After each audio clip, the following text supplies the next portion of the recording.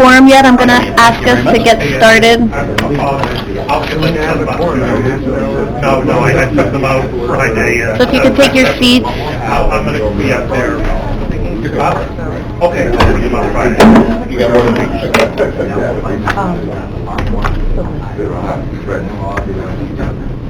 That was not a good situation. What? Do we have that on for today?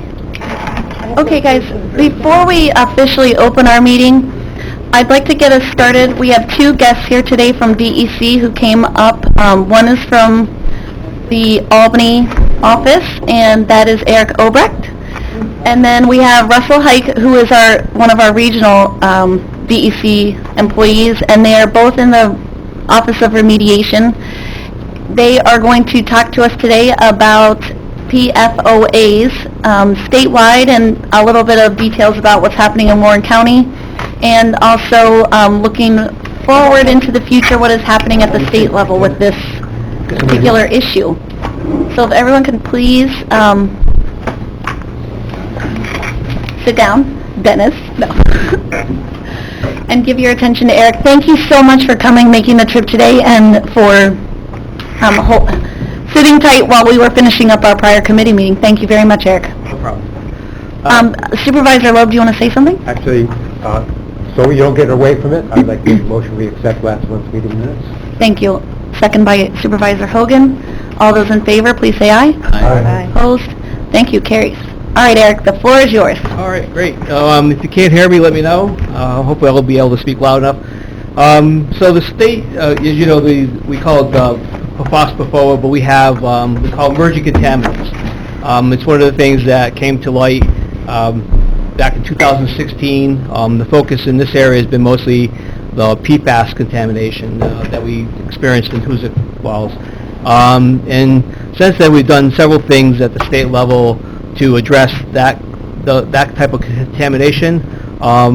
Back in 2016, knowing the potential sources for these contaminants, one being the AFFF foams that we use at a lot of airports, a lot of military facilities. We conducted a survey of all those types of facilities throughout the state to find out their use of those types of products, and where they were located in reference to public water supplies and private water supplies. So that survey was conducted. We took that information back, and then we worked with our counterparts over at DOH to look at where these potential sources were and if there was going to be potential issues at drinking water supplies.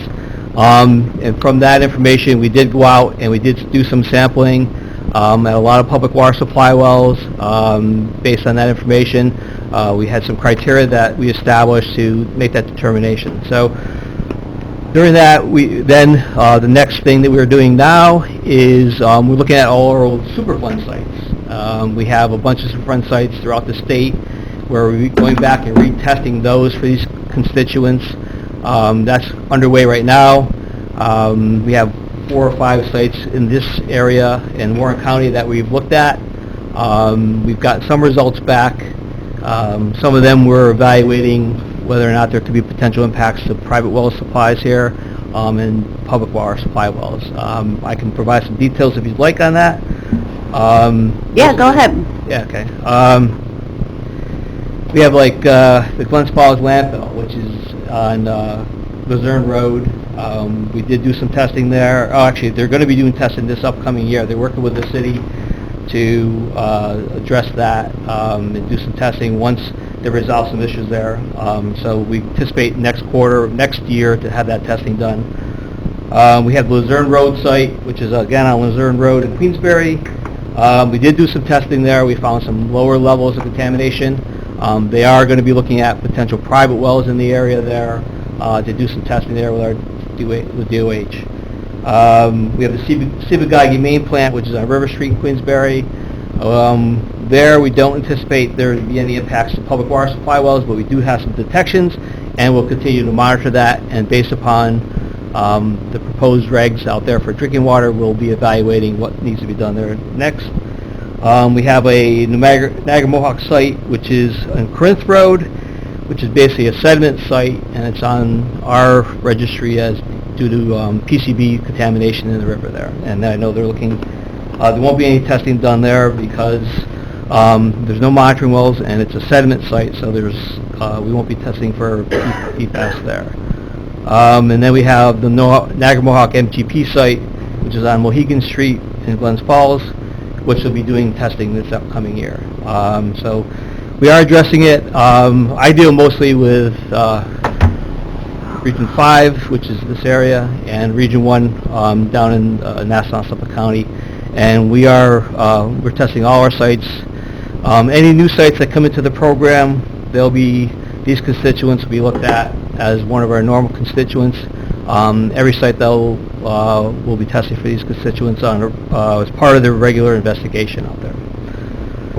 The other thing Eric, can I interrupt you? In the very beginning, you were talking about testing of public water supplies. Yep. Was that, were there any in Warren County that were tested specifically? I don't know that specifically. Okay. I know that they did do testing they call them public water supplies about 10,000 people, about 10,000 people. I don't think that they looked at some of the other non-community, the community water supply wells. Okay. But if there's reason to question that, you can reach out to them. I can provide you an email for the Bureau of Public Water Supply to determine whether or not they will be testing that. They should be tested. So. The other thing that's going on in the state in our department is our Division of Materials Management, who oversees landfills throughout the state. They have reviewed all the records and are looking at over 2,000 landfills that have been closed, and they put together a list of landfills that they'll be testing or have already tested out there. They'll be doing the same thing that we're doing at our Superfund sites. If they have, they'll be doing some limited investigation of these. Some of them have wells at them, so they don't need to do much work there. But for the most part, in Warren County, there weren't any landfills that were tested to date. They do plan on testing a few. I'm not sure exactly where they are, but I do have the names of them. One would be the John through Stump Dump, and again, not sure of the location there. And then the Swartwout landfill, which again, these are the ones that are slated to be tested in I think next year or the year after that. Johnstown? What were those two names? Sorry. The Jeff through Stump Dump. Yeah, and again, these are the ones that I know are slated to be tested. They went through an evaluation of all the landfills throughout the state. They ranked them based upon what they historically took for waste, where they were in location, relative to location to water supply wells, how they were closed according to their records, and they ranked them throughout the entire state, and based upon that ranking, they set a priority for which ones to be tested, starting in 2017, 2018 through today. So they progressed through that. These ones they've identified to me that they will be testing in the near future. I do have contact information if you'd like that.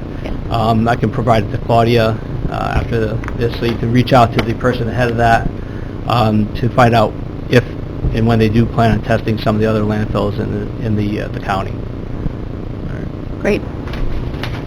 Let's see what else. Are there other types of sites that are being tested, or? I looked at our database to find out what kind of sites we had here, and most of the ones we've identified are hazardous Superfund sites. So those are the ones that, like I said, the 5 sites I listed. Like Sibagagi and... Sibagagi, those have already, if they haven't been tested, they're being tested in the upcoming year. We have our brownfield cleanup program. There's not a lot of those sites in this county, so those would be tested as well if they were here. Any new sites, like I said, that would come into the Superfund program or like an ERP site would be tested as part of that program as a regular basis. So, I do know that we have the Warren County Airport, Floyd Bennett. They did fill out the survey back in 2016, and we did conduct a private well survey in that area. We also have some other potential sources in that area that we're looking at. As it is right now, 2 homes that are along Dean Road in Washington County have been provided treatment. There may be others I think there's between 30 and 40 homes that are actually tested in that area. Out of those, 2 of them had detections of PFOA above the US EPA health advisory level of 70 parts per trillion. So they are actually on systems that treat the water when it comes into the home, and we're actually end up near DEC's actually testing on a monthly basis. We may have backed off a little bit, but we tested on a monthly basis to make sure that the system's working, and we'll continue to monitor and change the treatment out if necessary out there. Sorry? Somebody else have a question? All right. So those are how we're looking at our sites.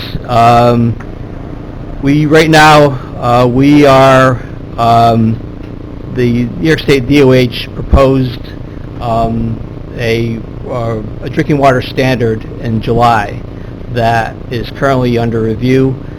For the PFAS contaminants, we have PFOS, which is, I'm going to mess up the name, but it's perfluorooctanoic sulfonate, which is PFOS, and they have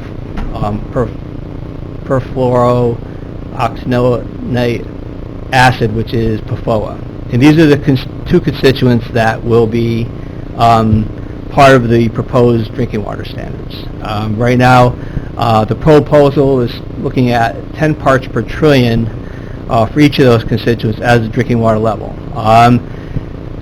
As part of that regulation, they will be prescribing to water districts what testing will have to be done, when it will have to be done, and then when they'll have to come into compliance for those 2 different contaminants. Right now, the public comment period ended in September. They are going through, I think, over 5,000 comments they received on this proposal. They don't have a timeline for actually making those regulations final, so I don't know exactly when that will be a final regulation. Supervisor Leggett, did you want to? Are those naturally occurring at all? No, they're not. No, those are man-made contaminants. Like I said, they've been associated with a bunch of a variety of different products. Like the PFOS is typically associated with the foam used at fire, for at airports. It's used to fight fires at like we deal a lot with the military bases. It's where I found it. PFOA is something that's associated with Teflon products. You see about the Teflon coated pans. We also have dealt with wiring where Teflon's part of the process, and so the PFOA that's one of the constituents associated with that. So none of these are naturally occurring. What did you say the EPA advisory limit? EPA advisory level is 70 parts per trillion for a combination of the 2 constituents. Okay. So anything above that right now is we're providing treatment for that, either if it's a public water supply well or if it's a private well. Yep. Okay. So we'll be. But to Supervisor Leggett's question, it's not naturally occurring, so there's some push or some argument that any level is too much and should Right. not be allowed. But so the DEC right now, the proposed rule is 10 parts per trillion. For each constituent. So 10 for PFOS and 10 per... Not a PFOA. combo, okay. Not a combo, Okay. yeah, right now. That's the proposal that's out there. Just to clarify, Yeah. that's the Department of Health. Oh, I'm sorry, yeah. It is the Department of Health, yeah. They're the ones who manage drinking water. Okay, so that won't apply to, say, like cleanup of a site No. under DEC? Well, It's not an environmental remediation standard necessarily? not necessarily, no. But I can say that as part of that effort, we are looking, as DEC, we set groundwater standards, which are ambient groundwater standards. I don't know what those levels be. I do know that the Division of Water is actively working on setting those, Okay. as well as speedies discharges. Oh, for that, and as well as ambient water quality standard for surface water. So those would be, once the MCL is adopted, you'll see these other levels be set by the Department of Environmental Conservation. So that won't happen until the DOH standards get in place, you I don't think? know the timing of all Yeah. that. I just know that they're concurrently working on those levels as well. And that'll have an impact on discharges from not only businesses, but also from sewage treatment facilities as well. Okay, so that could have an impact to our public sewage treatment plants. Yes, it could. Yep.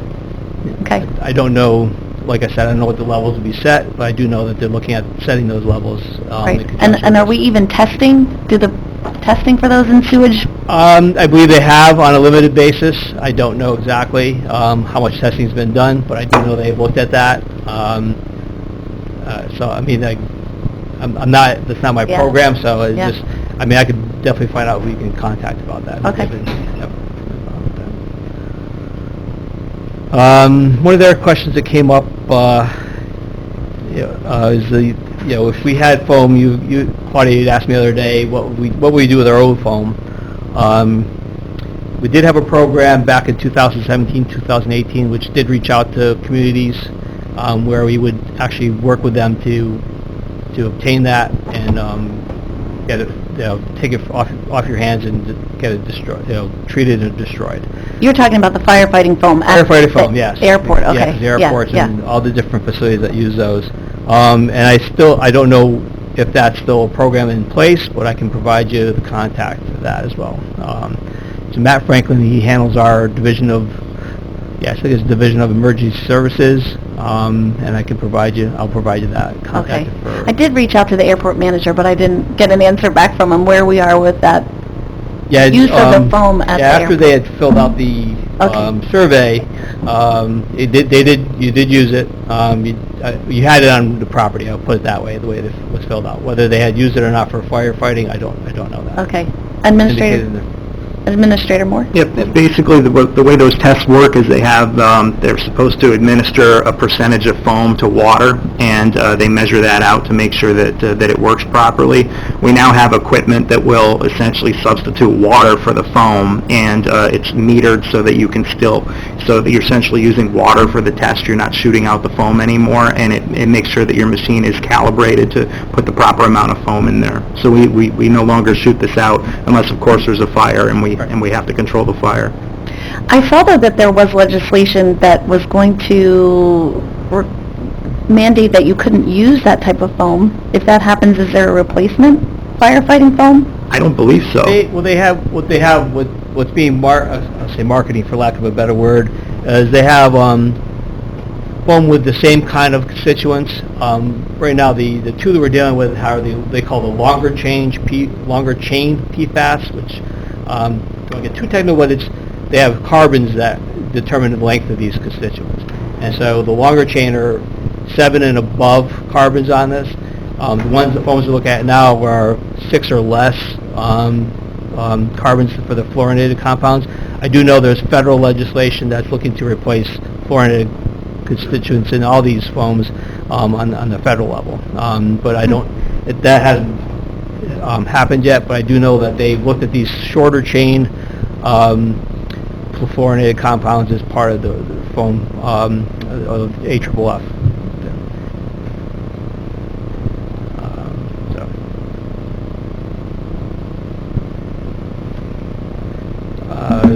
Are there any questions about any of this? I know I went through it pretty fast, I do know that if you have questions, I will provide Claudia with contact information for the different people you might want to reach out to, like with the landfills. You can reach out to them as far as the foam goes, getting rid of that. Reach out to Matt Franklin, and so you can be able to provide some assistance with that. So. Supervisor Loeb? Thank you, Madam Chair. One question, you referenced testing is going to be done on Mohegan Street at the former Niagara Mohawk. Yeah. And whoever owned it before, it was a was coal gas, gasification yep. plant. Yep. Right now, part of the property is used by the hospital for parking I'm not sure if that part of the property is included in the testing. Well, Long overdue as far as getting this done, because that's prime property for the city. I don't Yeah. know why it's taken so long. Yeah, they'll be testing, yeah, this, like I said, I think that was, according to the project manager, this upcoming year. They'll be testing the groundwater. I'm not sure where the monitoring wells are on there. And if there's any indication that it's in the groundwater, they'll end up doing some soil testing as well. I'm not as familiar with I used to work in the MGP program, that manufacture gas facilities. You wouldn't expect those to be a source of those if it were maybe associated with putting out a fire or something like that. So I don't know, like I said, I don't know when they'll be testing it, but I didn't really anticipate that. Thank you. Thank you. So let's make the assumption on the Mohegan's site, what is the process to go in and just remove the soil, replace the soil? Does that solve the problem? It can solve the problem. What we're finding with these two particular compounds, the PFOA and PFOS, is that they have a high affinity for water. They don't necessarily, what we've seen in other areas is that there may be some residual levels in the soils, but because of its properties, it's readily miscible in water, and it just mixes well with water, and they tend to have, the concentrations in water are probably more indicative of a source than what you might find in soils. We will be setting soil standards as well for those, but my experience dealing with it in other areas of the state is that you don't find a lot of contamination in the soils itself. Once it reaches the soils, again, it depends on the properties of the soils, whether or not it would adhere to them. You're really finding this material to be in the water more than on soils. But if there were a source identified, what they'd end up doing is basically digging it out, and then right now the treatment for that would be incineration, would be a treatment for that. There's not a lot of, because of its properties, we're finding that landfills don't necessarily want to take it for disposal, because I said, once it gets, if water's infiltrating through it, it has a tendency to go into the groundwater, and that's where we're finding a lot of the contaminations in the groundwater. So, Again, following that up, if Yep. we made the assumption that it is in the groundwater. Yep. What's the next step? next step would be to evaluate the extent of that contamination of groundwater. Right now, we're looking at various technologies. The one that's going to be predominantly used, I think, in the near future is going to be pumping the groundwater and treating it with carbon. Again, because of their properties, these two constituents, PFOS and PFOA, they lend themselves to being treated through carbon filtration. That is actually what we use on an individual's home, is we have these point of entry treatments, and the granulated activated carbon is actually effective in removing the contaminants from the groundwater, or from the water. So that would be, I know they're trying to evaluate other technologies for treating that, but right now, because of it's fairly new, and I know they're evaluating other types of treatment, but right now the predominant treatment would be pumping it out of the ground, treating it with carbon, and then discharging it. Supervisor Hogan? I don't have any questions. Okay. You may be interested in reaching out to Vimmel, or the person at Solid Waste, to help you with the landfills. Yes. I know, like I said, they weren't a lot that were tested in the county so far, but I do know they have a schedule, and they can talk to you more about the priorities and how they set them for testing the landfills throughout the state, so. Well, I think the good news for us is that it hasn't been found yet, and we're not high on the priority to be tested because we Right. don't have a lot of risk. Yeah, right now you're not seeing, like I said, the sites we've tested, it has shown detectable levels. As we speak? And we're looking We to have an make, answer. our first goal is to address any potential exposures, and that would mostly be through drinking water. And so that was our first step in all this, this effort to get an understanding of what's going on with these different emerging contaminants out there. Okay. Yes. Supervisor Garrity. Sounds, when you read it, it sounds... Municipal water, last year they changed They have to do more testing before the, Yeah, I do know that as part of their efforts, this all came about, and I won't go the whole history, but when we identify, when EPA, on the federal level, they identify these compounds, they go through what they call uncontaminated, unregulated contamination rule is what they call it. And they go out and test these, what they're finding is being these new contaminants. They try to figure out how prevalent it is in the environment. Are we finding it in drinking water supplies? So they go through this whole process of testing it over years in advance of actually setting a regulation for it.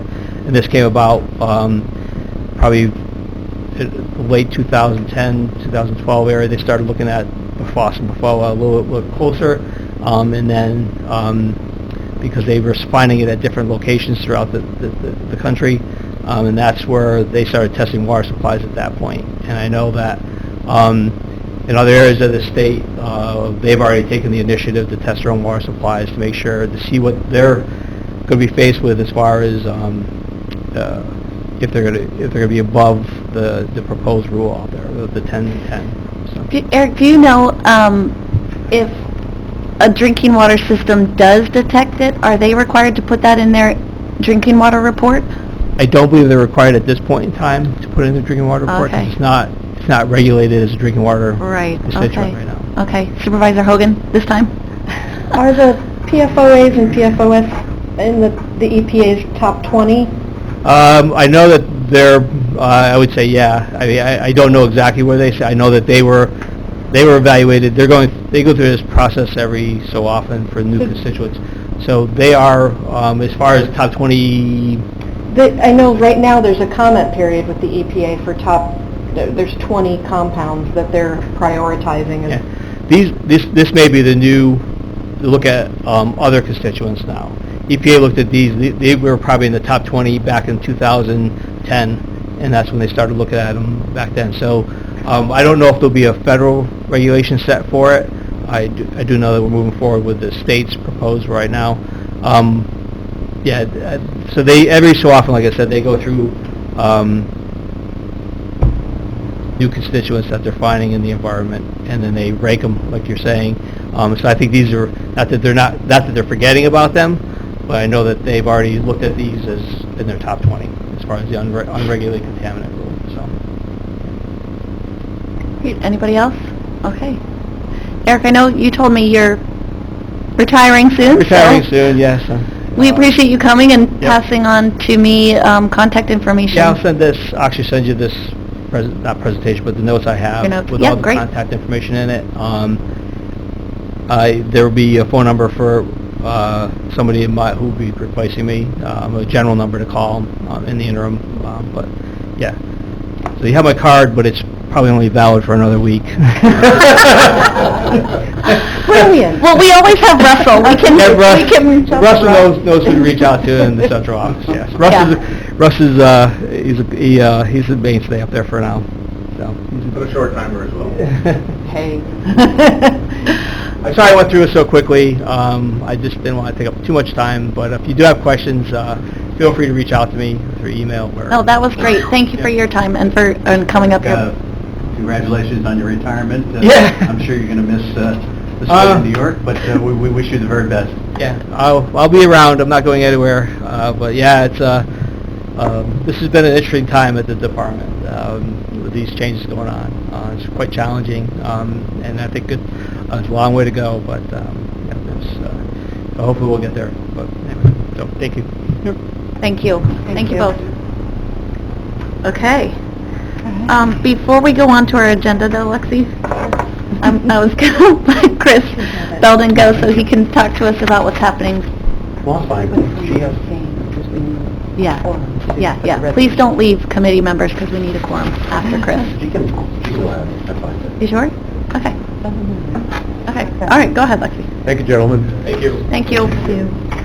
Okay, so the first resolution I have is to authorize conveyances of lands offered at the public auction, which was Saturday, October 19th. I did include a list in your today's packet of all the parcels.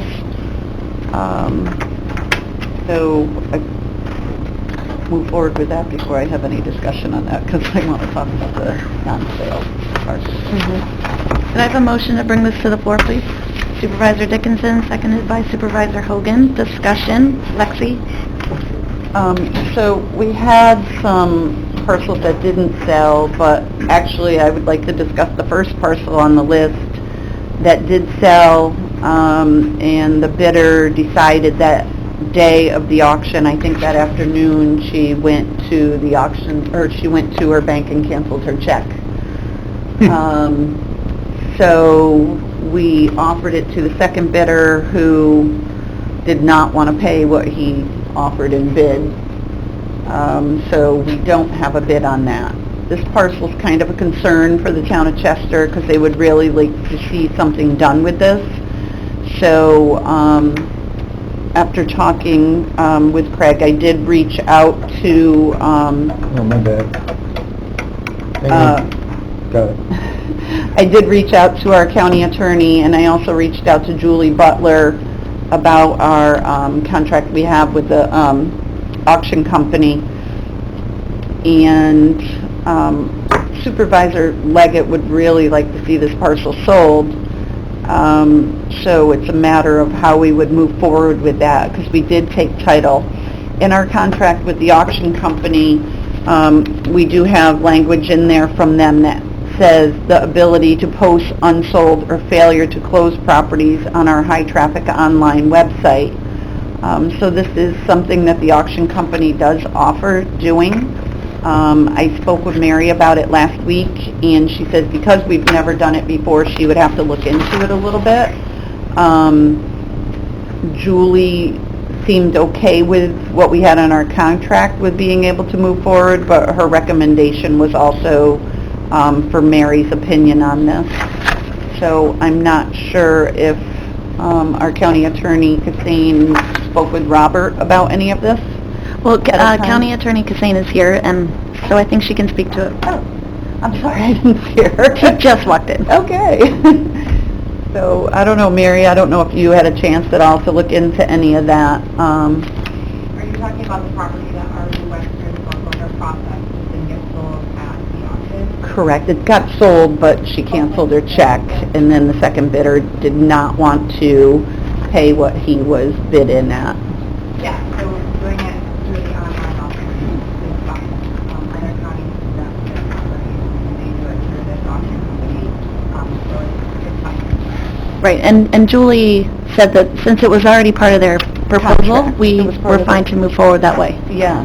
So I think that's a good way to get it back out there and see if we can get it sold. Do you have anything, Supervisor Leggett, you want to add, or are you It would be happy good with this? to get it sold. This was property that was subject to our property maintenance law. It's a real mess, and I'd say it's healthy here as well. So to get it in somebody's hands to clean up, the sooner the better. Okay, well, we have a motion and a second on the conveyances, and just wanted to make you aware of that particular piece. And just also to let you know that when I talked to the auction company, they said that what they would do is they would go back out and repost the property. They would take pictures. They would put it on their website. The auction company is Auctions International. You could always go on their website if anybody's interested and see. They do work with a lot of government to sell, merchandise or property. So they are very willing. So I can, if everybody agrees, I can reach back out to them and have them move forward with this type of posting, and we can move forward with getting that one back on. There is 3 other parcels on there that were no sales.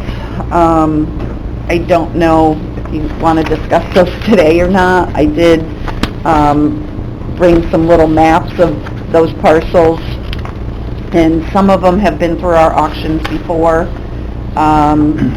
There is... Can you just walk us through what Mud Pond Road off, what Sure. town is that? I'm sorry. what it is. What town is it? It's in the town of Queensbury, they're all labeled, they're on the list, there's darker bolded, I know it's in small letters, but it's in the town of Queensbury, the 3 other pieces that did not Oh, I sell. see. Okay. So, here is a map. I did do an aerial photo so you can also see. The county does own some property over by this, but a lot of the surrounding property is owned by either Pamela Harris, which was Keith Harris's wife, or a company called Adiraki Land Holdings LLC. She owns a lot of the properties that surround it, the big piece that comes in on both sides of it, and she owns a big piece next to it. So it's just really hard. I don't know. It's gone through the auction, like I said, a couple of times. We did sell it to a girl who came to our auction in 2016, and she bought a lot of these odd piece parcels and didn't pay the taxes on them. So she paid for them, paid to file the deed, and then did nothing with them because this particular piece, there really is no way to get to it. As you can see, it's kind of got mud pond behind it. It's a lot of wetlands. There's a big, is that a stone quarry, I believe, that Keith Harris had there. And there's just no right-of-way down into it. So I don't know how any of these people get to them because there is a few that are owned. People are paying taxes on them, but I don't know what we really want to do with that. Like I said, this is not the first time that it's gone through an auction. So I'll move on to the next piece. There's another piece it's on Windy Hill Road, which is kind of, you would take the back streets to get into Windy Hill Road, which is Quaker Road would be out here. So it would kind of be Quaker Road, Windy Hill dead ends in there. It's a little subdivision. These 2 pieces here are owned by the same person, and I really think they're using part of this land, but there's no real way to get to it. The big piece out back is owned by Robert Niemer. These are properties that really don't have much value to them, but this particular one we've sold once in 2000's auction, and we sold it again in 2016, and now it came through this year. So this is the 3rd time. Did either of those adjoining property owners own the little piece? The little piece? No, it was a Crockwell who had owned it for years and years, so I don't know if they possibly could have, but I didn't look back on these other neighboring pieces to see if Crockwell ever owned them. I don't know why it was separated like that. It's a weird shaped piece. Okay. And then the 3rd one is little sliver that, I don't know if you can even see the little highlighted pink piece here. That's its own tax map? Well, What? it is due to some weird circumstances. So what happened is, there was the piece that was on the corner, which is lot 14.2, and this little sliver. So 14.2 is where this blue roofed house is, or mobile home. They owned it all at once, but it was originally owned by Potvin and Mooney, and they split it because it was more like for a boundary line agreement purposes, because where the sliver is also where the edge of these other people's garage is. And when the split happened, I think their intention was to merge it into the neighbor's lot, but when they conveyed that neighboring lot to, to the current owner, they never did a conveyance for the sliver. And therefore the sliver just went unpaid, and therefore we ended up foreclosing on it when we foreclosed on it the first time. So it was supposed to go into this lot here because that's where their garage is. We did do a little research. We pulled the deed, to find out what was supposed to happen, but never did happen. The deed didn't say that it was to merge into the other one? It did not.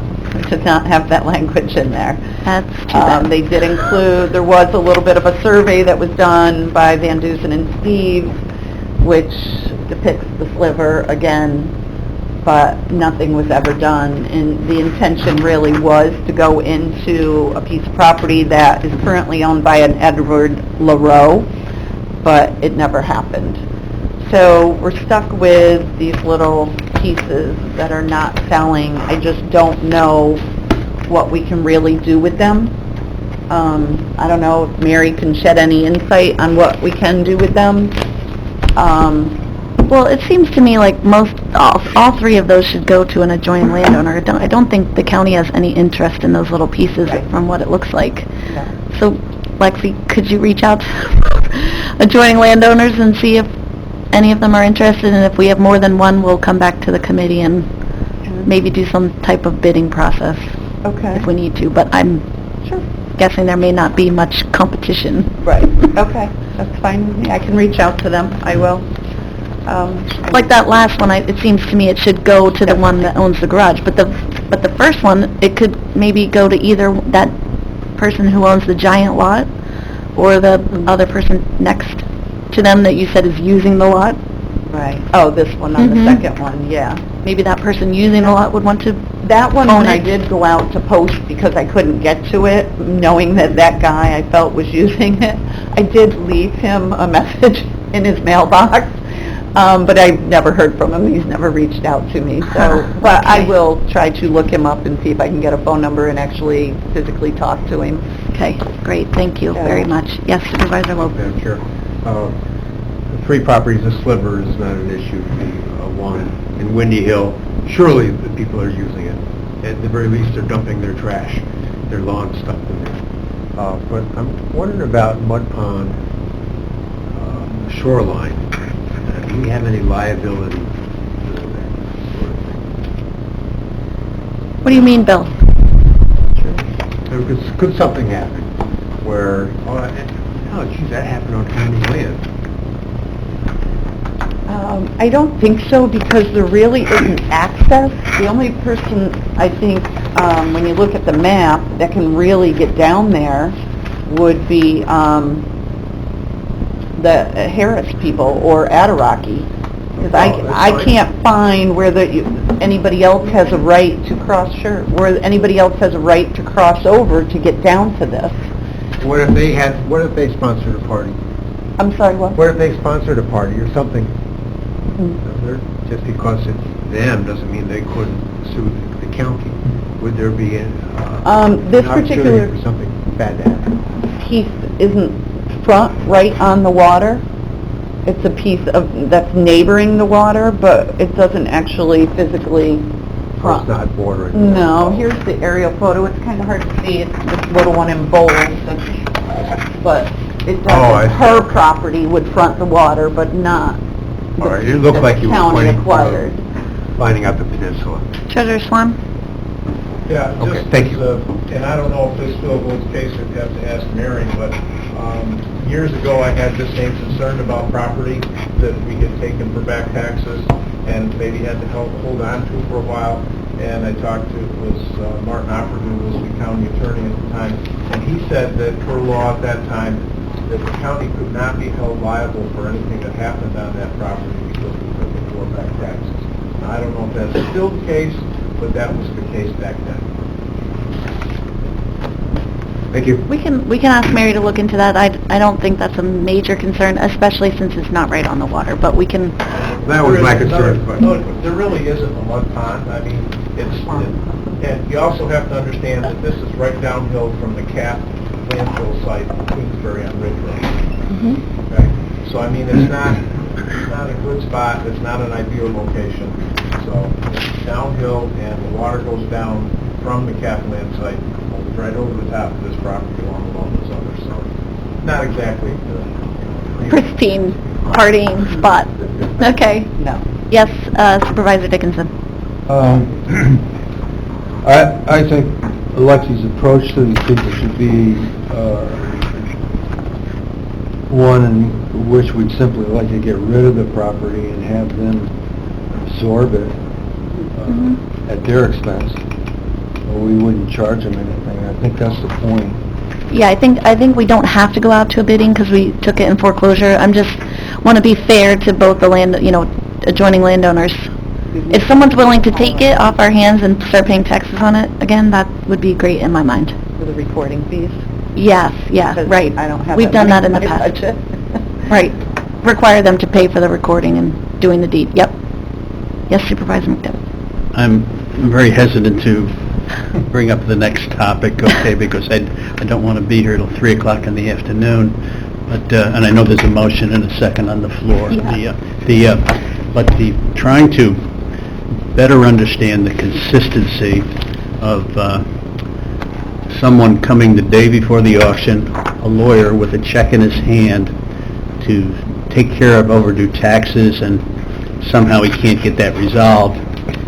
In Washington County, based on what I know, has a policy where if you bring a check in the day before the auction, it doesn't make it to the auction. So, I as much as possible, I think what we're all looking for is predictability and consistency in policy, so that it meets the criteria of the law, everyone understands the process, but again, how does Washington County do it one way, and we apparently seem to do it the other way? Am I correct in that? Their process is set up different than ours. We have dates, and we take title. They don't take their title before their auction. They take title after their auction. So I don't believe they're taking title until like this week. So it's just, we've already taken the title in our county before we go to auction. And They do it differently. And what's the big deal of that way or this way? If we wanted to change ours to their policy, what's the difficulty of doing that or Well, we not are doing it? going to be, I mean, of course, after that meeting, there was a lot of discussion amongst myself, our real property director, and our treasurer and the county attorney about what we're going to do going forward. We have, recently we changed the rules that was under Supervisor Brock, and I think they do need to be amended again to make sure that the public knows what the rules are and will be fair to everyone. Yeah. Have a drop, a specific cutoff date, and that's where we stand. And everyone needs to know it, and will be fair across the board. So it's legal and appropriate in the state of New York, based on what you've just said, I think, that counties have the option and discretion of accepting a check the day before the auction, or another county not doing it that way. So that's clearly appropriate and legal. Every county handles their foreclosures differently. Okay? So There is real property law that governs.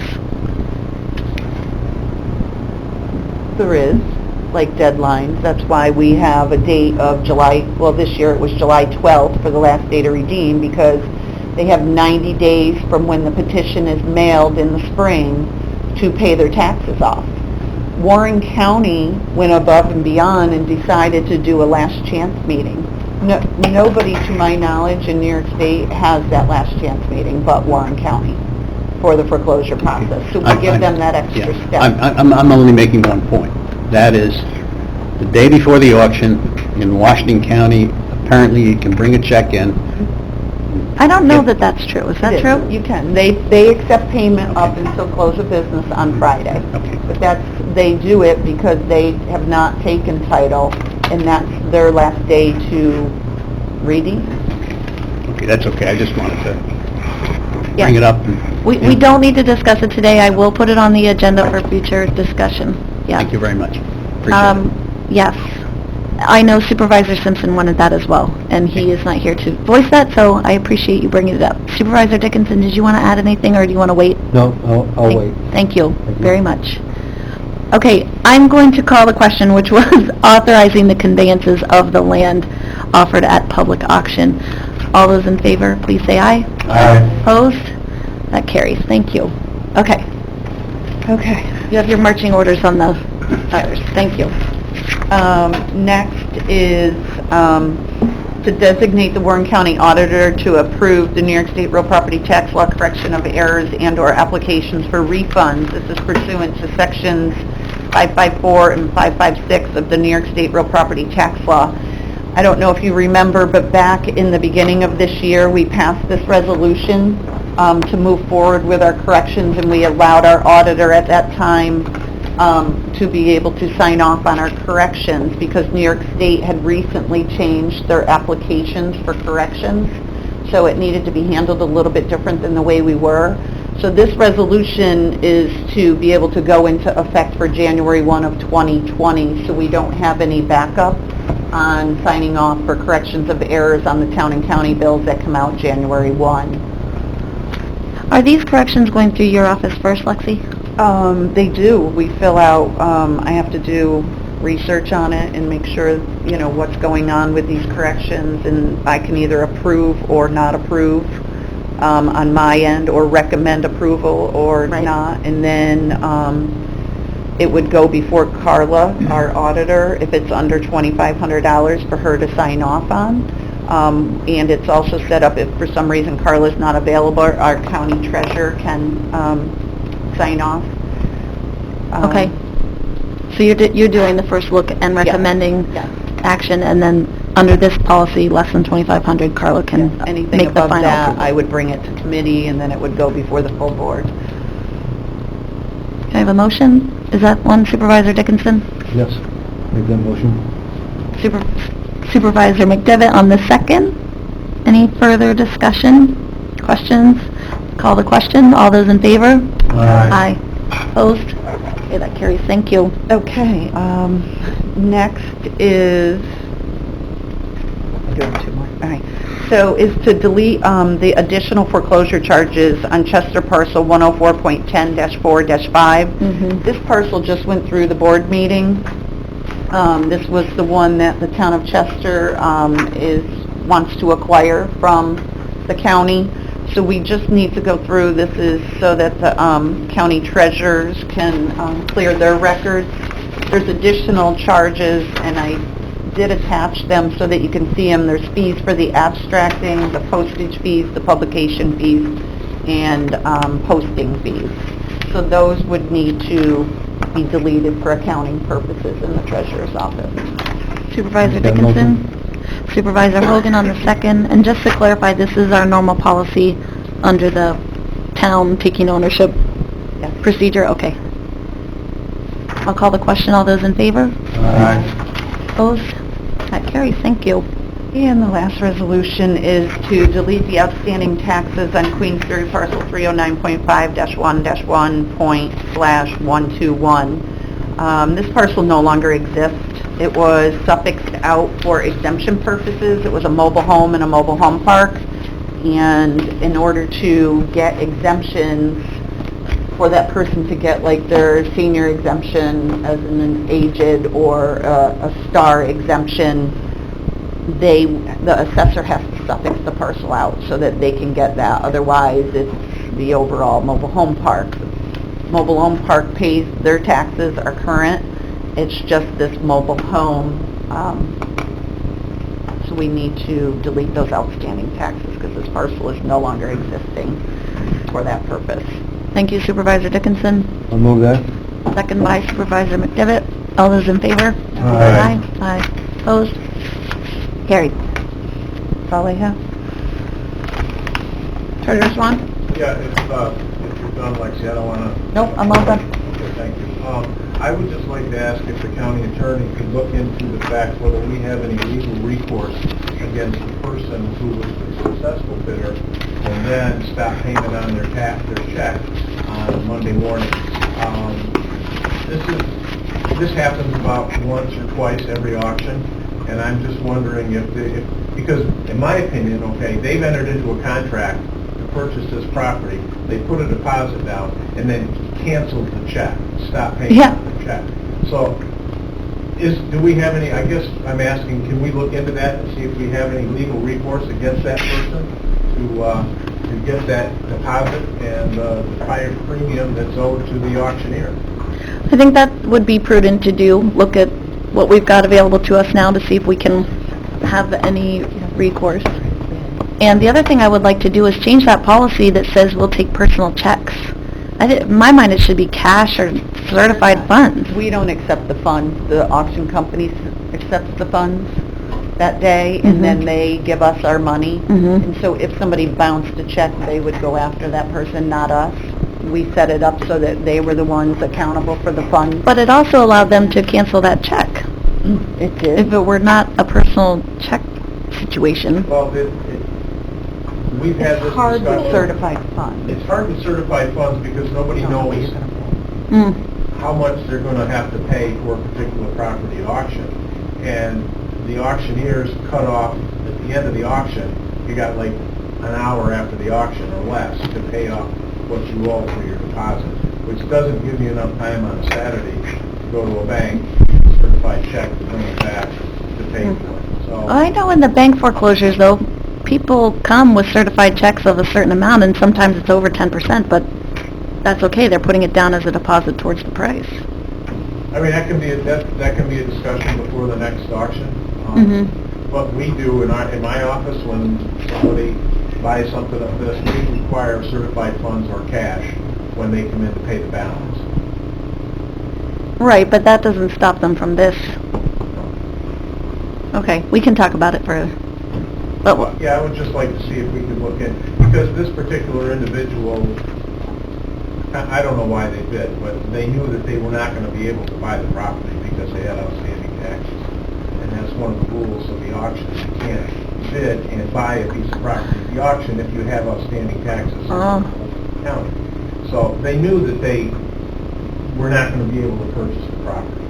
So I don't understand why they were bidding, and to me, I just think we ought to look into it to see if we can. okay, I agree with that. Anything else on foreclosure, real property stuff? Okay. Chris, you're up. All right, luxury being the last thing you hear today. So, really quickly, I want to kind of recap on the Climate Smart Task Force. We had a meeting back on the 15th. Good meeting, productive meeting. Discussed some of the issues and threats that different departments and groups are experiencing from disease migration, Zika, equine encephalitis, kind of vulnerabilities in our infrastructure, and then also Dave Wick from the Lake George Park Commission indicated that there's been some temperature increases on Lake George in the past 30 years, about 4 degrees, which has with it assisted with proliferating algae and aquatic plant growth. We're going to be meeting again in January, and we'll make you aware of that meeting as we set the date. One of the other topics of discussion we had was on energy efficiency, and that's the reason I'm here today. Is one of the things one of the actions the group would like to take is to begin benchmarking our energy usage in our buildings, gas, electric, and so on. To do so, the DEC recommends you create a requirement, either by resolution or local law, for which types of buildings, size of buildings, and so on. And then also encourages municipalities to publicly disclose that information on energy use and greenhouse gas emissions that result from that. So I'm not prepared today to put that requirement, to ask the board to move along that requirement. I first just wanted to kind of discuss the idea, and I can bring that back to committee in the future. And Do you have any initial thoughts on what that would look like for us? Is it talking about all of our municipal buildings or just county-owned buildings? County-owned. Okay. This Because I'm sure the towns aren't going to want us to tell them they have to do benchmarking. No, I mean, you can benchmark other large structures, private buildings. Mhm. That's not, that wasn't the result of the task force Yeah, meeting. yeah. It's more honed in on county-owned buildings. Like So this building specifically. This building, yeah, I mean... Health and Human Warrensburg, Services, I mean, yeah. Yeah, I think I would want to, I've discussed it briefly with Frank and Kevin, but at first I think want to just kind of chat with them and see what their thoughts are on that. I would say, most of our buildings do have separate meters, so I think that's a good starting place. I've been plugging that data into Energy Star, has a portfolio manager you can use to benchmark these facilities. So I've been doing that, but I guess I just want to kind of feel the committee out and see if that's something we want to move ahead with before I come back to committee with that. So, But I think it clearly makes sense, and let's start, but what does it take to begin an energy audit of this building? And that was my, yeah, that was the other thing. Like soon, not yesterday. So on that front, there is a NYSERDA program that does fund that type of activity that's different than benchmarking, to have a third-party contractor come in and audit the energy performance of the building. The funding, the current funding round will be expiring at the end of this year. However, I talked to NYSERDA. It's likely that it'll be renewed for next year. Same requirements and so on. As a 50% reimbursable thing, you have to also select your third-party contractor before you apply for the funds. So in terms of how fast that can be done, I suppose we would have to take steps to select a subcontractor, so putting it out for RFP, and then also have the board permit us to put an application in.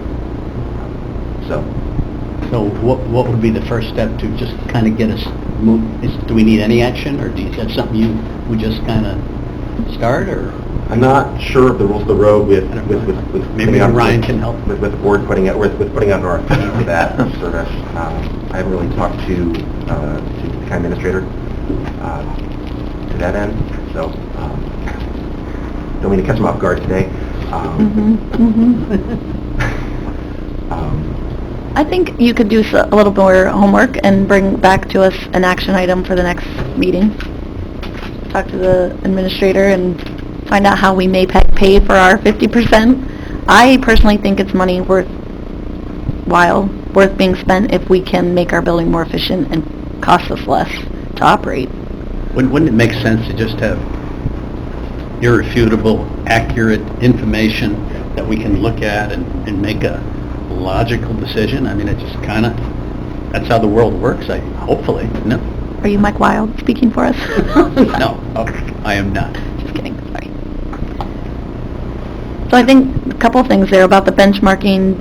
Do we want to establish a resolution setting whatever our parameters are for buildings we're going to benchmark, and then something about how we might go forward with an audit, energy audit. Those are two. Yeah, and I think the big thing would be, how are we going to pay for it? I think in talking to the purchasing agent, I think when the county had a third-party contractor do an energy audit on the performance of the geothermal, I think that was somewhere in the neighborhood of, it was about $20,000. So I don't know what the price would be on performing energy audit on this building. I haven't got that far. More or less I found out that there was funding available. Maybe Frank and Kevin can help us understand what rough costs might be for that type of service. It would. Yeah. So yeah, come back I think with you more have information consensus next of the committee to do that, yeah? Okay. I don't hear anyone objecting, not even Dennis. Okay, good. That's all I have. Anything else from the task force? I didn't bring all my notes, but it was a really good meeting. I thank you for Yeah, it was very facilitating. introductory, so, I mean, we didn't accomplish too many tasks, I guess, at this point. We will be, I would hope, going forward. In December, we'll find out whether or not we got the funding award, which will, I guess, kind of dictate what kind of actions we take next year. But even if we're not awarded that funding, I expect that we'll be doing something in the arena. Yeah, good. Did you send out a poll or anything yet about the date for the next task force meeting? Okay. Okay, good. I think that's all on that. You did mention the alga problems, and I wanted to remind the committee that we have the Clean Lakes resolution is still out there. I don't think we're ready to pass it today, So I will keep that on our docket of things to think about. And another thing that I would like to bring back next month, so putting it on the agenda to actually discuss in detail, would be a septic inspection at transfer wall. Are you referring to the Clean Lakes resolution that we squashed the last time? I said I did not think we should bring that up yet, but a separate topic is the septic law. Okay. It's up to you.